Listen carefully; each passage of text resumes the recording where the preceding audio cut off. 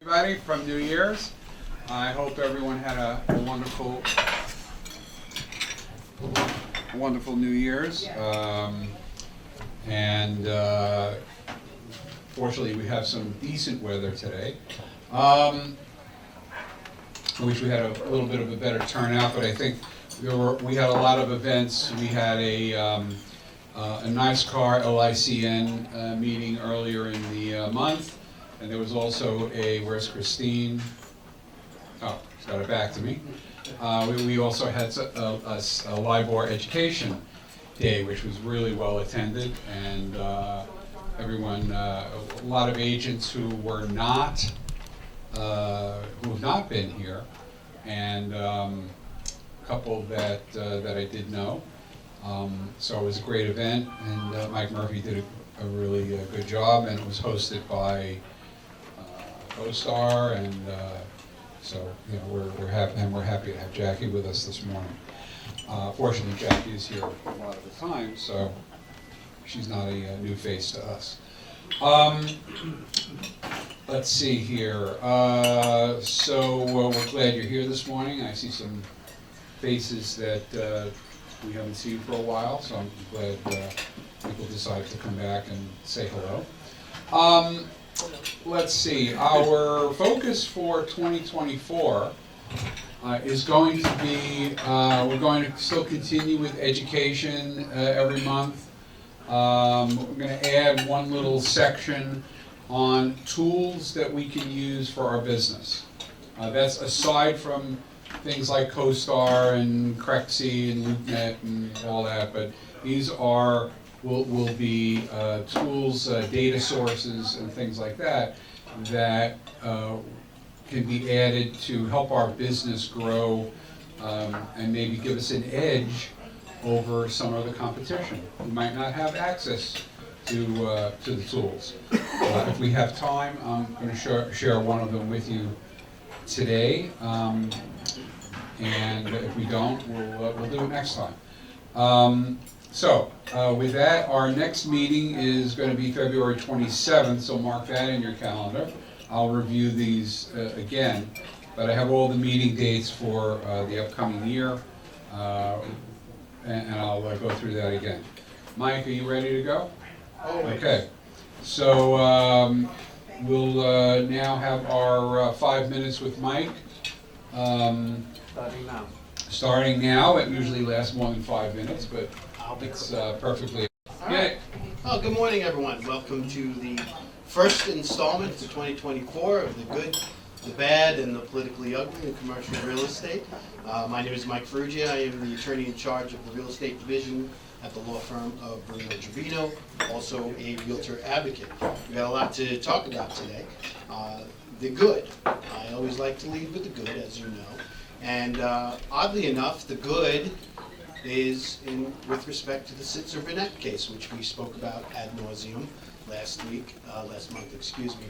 That's just to refresh everybody's memory, that's the federal trial, resulted in a jury verdict of $1 billion against NAR and all the top brokerages, alleging that NAR's policies are anti-competitive and in violation of antitrust. So why is this good news? The good news is that NAR did put in several post-trial motions this past month, and first they're seeking to enter judgment as a matter of law in favor of NAR.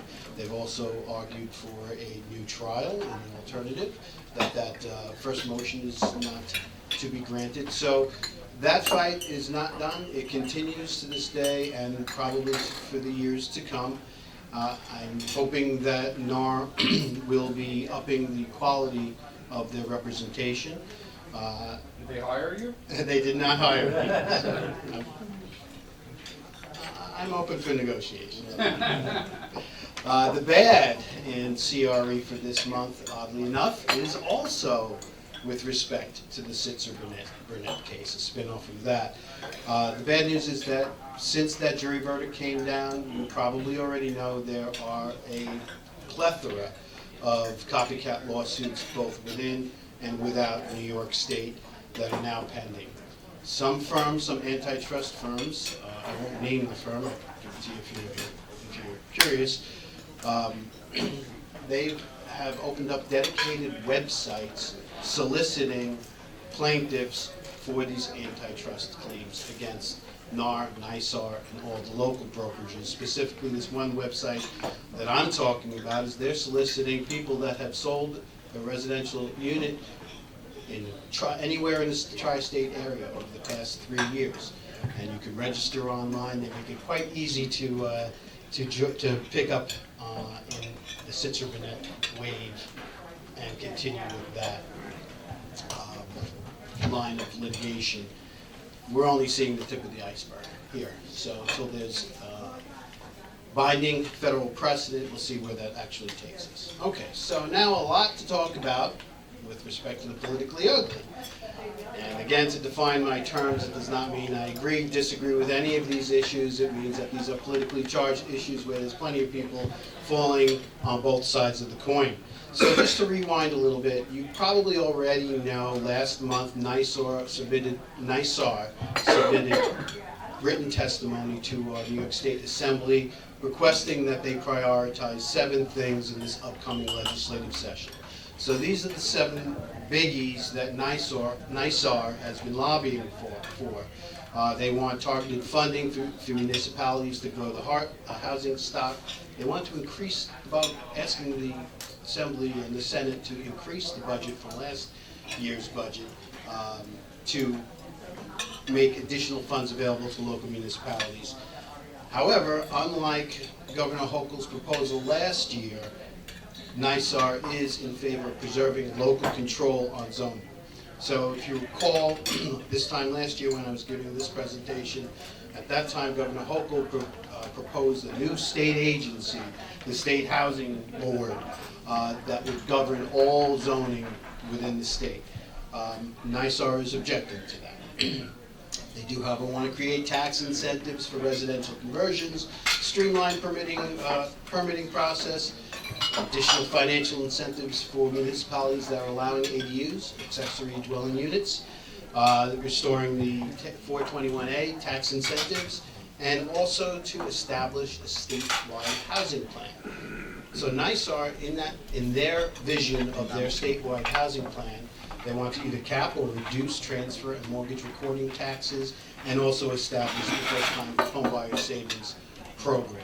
So those are the top 7 legislative agenda items which NISAR is actively lobbying for. Now, so a week or 2 after that, Governor Hochul gave her 3rd State of the State address. Rather than going through all the items that are in her address, I'm just going to touch on what was not in her address that NISAR was lobbying for. Well, remember that statewide housing plan that NISAR was lobbying for to cap mortgage recording taxes and the homebuyer's savings account? There's no mention of that. There's also no mention of financial incentives for allowing ADUs. And it's also silent as to preserving that local control on zoning. So that card is still, our governor's holding that one up her sleeve for now. Also, you should know, there's no mention of good cause eviction. So that's huge. That's what we may see as a huge win. However, that does not mean that the legislature is giving up that fight. What it means in reality is that's going to be a bargaining chip. So although our governor is not pushing forth the agenda of good cause eviction, our legislature is. And it will be a bargaining chip to determine whether or not she's going to get all these other housing initiatives passed or not. And then last week, the budget came out. The proposed executive budget. It's a $233 billion budget. Again, it excludes any talk about good cause eviction. The good news in the budget is that there's been no proposed increases to either personal income or business taxes. So that's good news. There's no proposed increase in taxes there. However, in the budget, there's $650 million, that is being allotted to pro-housing certified local municipalities. Also, the first installment of the $500 million installment, which in the first installment is $250 million, is going to be, or proposed to be made available for local municipalities. Excuse me, that one is for, that 250 is to dedicated to converting state properties into residential units. And just it's a fun fact that some of these state properties that are being proposed to be converted to residential are prisons. Fill in the joke there. I think they are being used as residences. With the walls talking, the walls are allowed to talk. Our governor also is proposing in the budget to restore the 421A tax abatements, which is huge. That's huge. Then lastly, I'll leave off with one very interesting item that's buried in this executive budget, which is really more interesting or important to one of the realtor boards that I represent out east, because it has to do with vacation properties. She's proposing that vacation rentals are subject to state and local sales taxes. Fine, but here's the rub. Under her proposed legislation, the provider, any rental marketplace provider that facilitates the occupancy of a vacation rental will be responsible for collecting and remitting the state and local taxes. Who's that? Who's that? That's you guys, the realtors.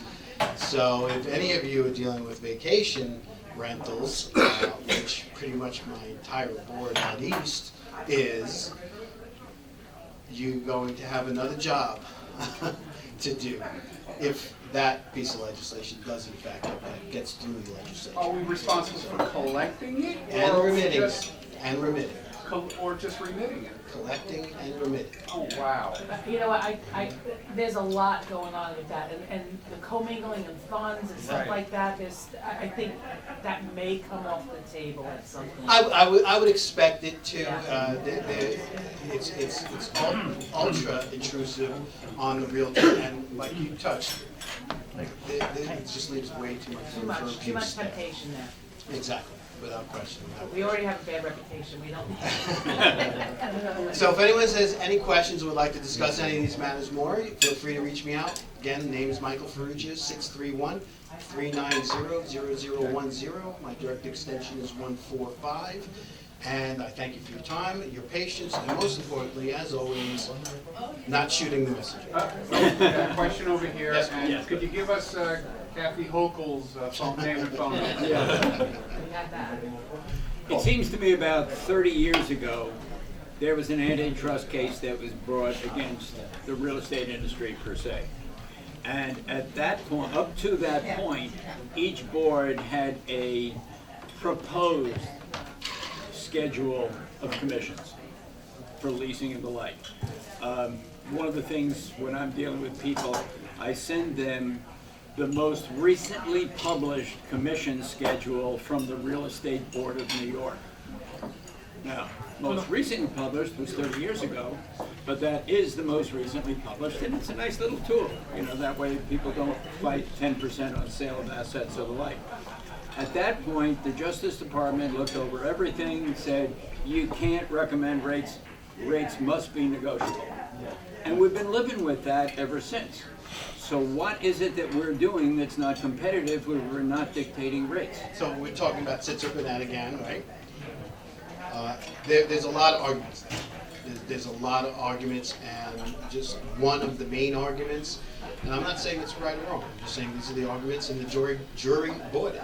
One of the arguments is that as far as the selling agent's commission is concerned, the seller who's paying it had no opportunity to negotiate that, irrespective of the qualifications, the experience, or what have you, the value of those selling agents.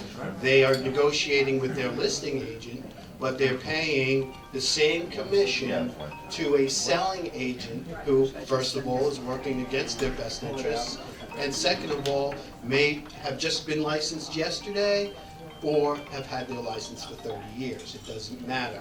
So there's no opportunity for them to negotiate that. That's just one of the arguments. There's several other major arguments. And like I said last month, I found the pleadings very, very compelling. They were very, very well done on the plaintiff's part, and the defense was end.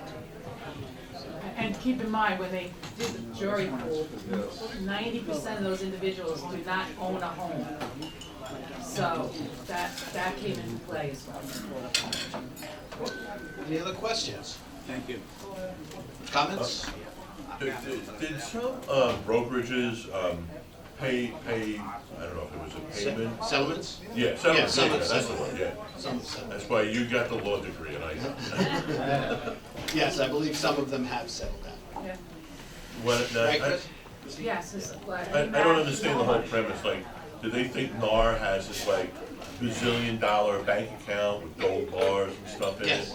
Yeah, but what, so if it's You're settlement. confusing them with Melendez. I have a gold bar, it's in the car. I don't understand how would the NAR have to assess all the brokerages across the board? Oh, what is not gonna, yeah, well, If there was ever a payout?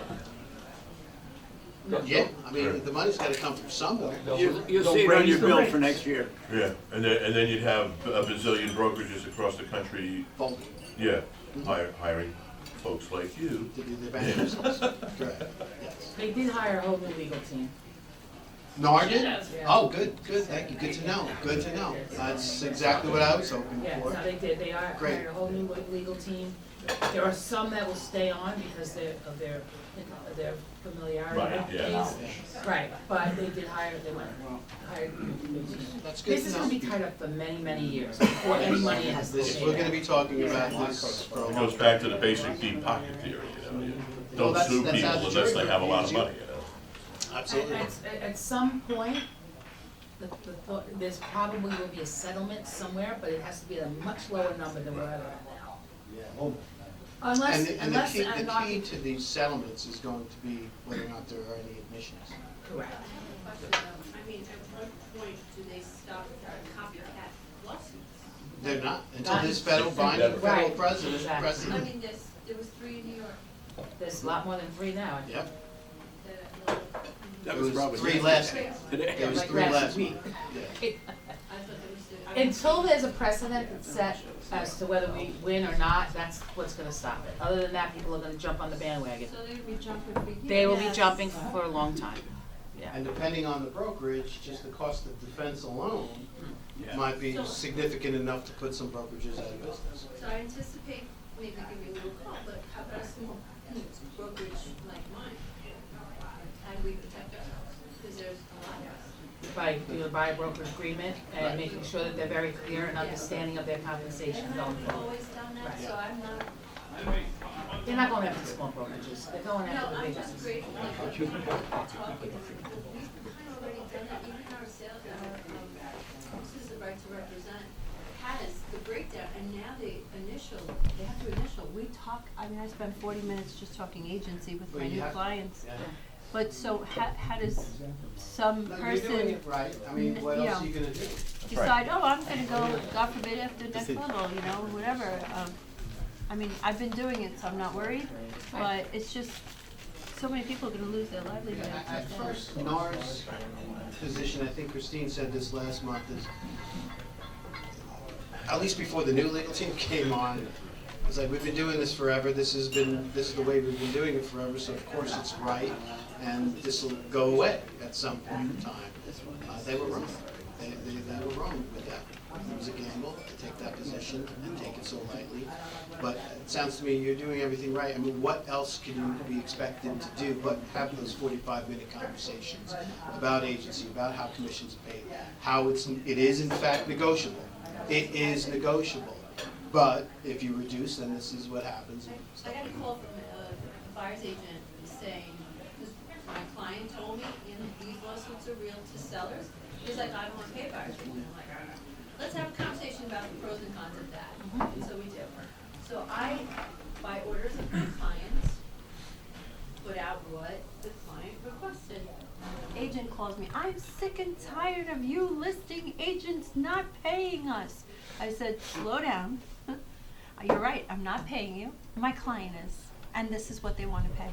If you want more, by all means, take your exclusive right to represent, fill it out as you wish to be paid, and then put your offer in accordingly. And let your client know, this is what's coming from the seller, this is what's coming from you. Here we are. It's not that hard. It's not, but the education isn't there yet. And we're not doing a good job I got yelled at. educating realtors on how to do it. And it's in the works, the education will come, but not as quickly as it should be. I'm Are you ready to educating speak to somebody us else's agent. next week, next month? I'm You sorry? can do a presentation on how to do that next My month. show will be done, I will be back to Maria, no problem. Thank you, everyone. Thank you. 500 minutes. 5 minutes and 30 seconds. Okay.